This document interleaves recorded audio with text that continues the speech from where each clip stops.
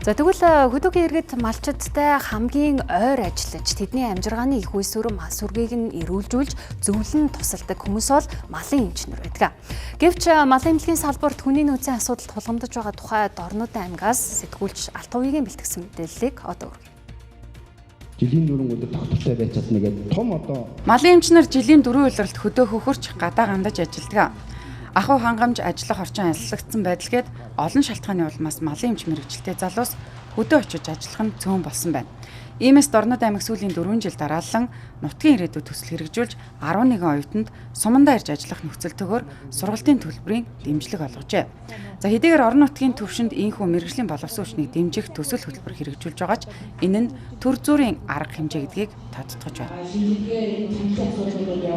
Доктор суурьтай ажлуудаар бол аймагаас орон нутгийн ирээдүйд төслөөр хүүхдүүдийг төлбөрийн төлөө сургаж гин мөнгө төрийн албаа агч тасагт ажиллаж байгаа нэгжид ажиллаж байгаа эмчнэрийг төрийн албаа агчийн орон сууцнд оруулж гин мөн тасаг нэгжийн тасаг газрын албаа агчид төрд олгож байгаа цалингаас гадна нийгмийн баталгааных хүрээнд орон нутгаас бас цалингийн хувь олгож гин ийм ажлууд хийгдэж байгаа. Гэвч төр засгаас яг энэ чиглэлээр бол нэгдсэн бодох чиглэл байхгүй учраас энэ бол нэг номерын тулгамц асуудал. За хүний нөөц байхгүй ч энэ мал эмнэлгийн салбарын том ажлыг хийхэд бол бид нэр асуудалтай. Унаа тэрэгний асуудлыг бол ер нь сумаасаа шийддэг. За зарим тохиолдолд бол энэ өөрөө таналт эдэр тогтвол өөрийнхөө хувийн унаагаар явдаг. Тэгээ хувийн унаагаар явахдаа цэцэг даргын 5 газраасаа бензиний тусламжийг бол гуйдаг. За тэгээ ер нь хээлдүүлэгчийн цусны дээжинд явахдаа баригч олддоггүй. Тэгээд зарим үед өөрөө барих эдэр шаардлагатай тохиолдол өөрөө барьдаг.